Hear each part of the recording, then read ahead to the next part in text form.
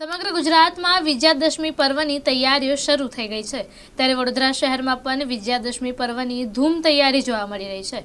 વડોદરા શહેરના ઐતિહાસિક એવા પોલો ગ્રાઉન્ડ પર જૂની પરંપરા મુજબ રાવણના પુતળાનું દહન કરવામાં આવશે।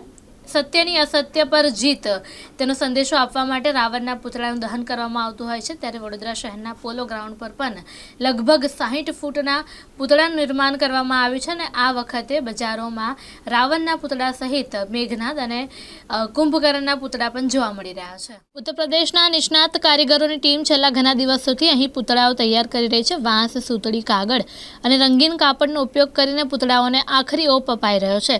રાવણ દહન દરમિયાન કોઈ અનિચ્છનીય ઘટના ન બને તે માટે વહીવટીતંત્ર અને આયોજકો દ્વારા સુરક્ષાના કડક બંદોબસ્તની વ્યવસ્થા કરવામાં આવી। ફાયર બ્રિગેડની ટીમો પણ સ્થળ પર હાજર રહેશે। દહન પહેલા જ સાંજના સમયે ભગવાન શ્રી રામ અને રાવણના યુદ્ધને દર્શાવતી રામલીલાનું ભવ્ય આયોજન કરવામાં આવશે, જેમાં મોટી સંખ્યામાં શહેરીજનો હાજરી આપશે। પોલો ગ્રાઉન્ડનું રાવણ દહન વડોદરાની ઓળખ છે। અમે આ કાર્યક્રમમાં લોકોને સંદેશ આપીએ છીએ કે આપણે આપણી અંદરની બુરાઈઓનો નાશ કરીને સદગુણો અપનાવવા જોઈએ। તમામ શહેરીજનોને સહપરિવાર આ કાર્યક્રમમાં જોડાવા માટે ભાવભર્યું આમંત્રણ પણ આપવામાં આવ્યું છે।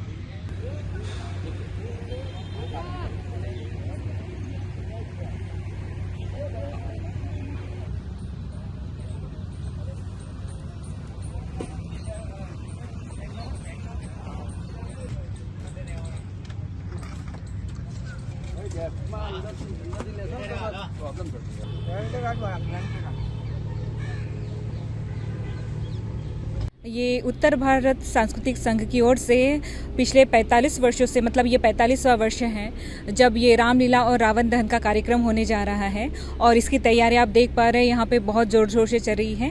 ये जो मेघनाद, कुंभकर्ण और रावण के पुतले यहाँ ग्राउंड पर आ चुके हैं और उनमें देख रहे हैं आप ये जो पटाखे हैं वो अभी लग रहे हैं और बहुत सारी तैयारियाँ इसके बीच में चल रही है और अभी बहुत कम समय में ये खड़े भी हो जाएंगे। और कल यहाँ पर जो हमारा रामलीला का कार्यक्रम है वो शाम से 5:30 से ही मतलब शुरू हो जाएगा। रामलीला बहुत बड़े लेवल पे यहाँ पे कार्यक्रम होता आया है। इस बार भी 1.5 से 2 लाख से भी ज़्यादा लोग उपस्थित होंगे ऐसी आशा है। मैं लोगों से यही कहूँगी कि ये जो सांस्कृतिक धरोहर है हमारी, मतलब राम का जो चरित्र है वो लोगों को बहुत अच्छे से हम लोग दर्शाते हैं, समझाते हैं, बच्चों को सामने रखते हैं, तो वो देखने के लिए ही लोग यहाँ पर आए, ज़्यादा से ज़्यादा संख्या में अपने बच्चों को लेके आए ताकि वो ये सब देखें राम का चरित्र क्या था, वो हमारे लिए कितने आदर्श थे, वो सारी चीज़ें इसमें उनको देखने को मिलेगी। 2 घंटे की रामलीला होती है, 2-2.5 घंटे की, और उसके बाद फिर यहाँ पुतलों का दहन होता है बहुत बड़ी आतिशबाजी के साथ। बच्चे काफ़ी एंजॉय करते हैं, बच्चे के साथ साथ सारे लोग एंजॉय करते हैं। तो मेरी अपील यही है कि सब लोग आए।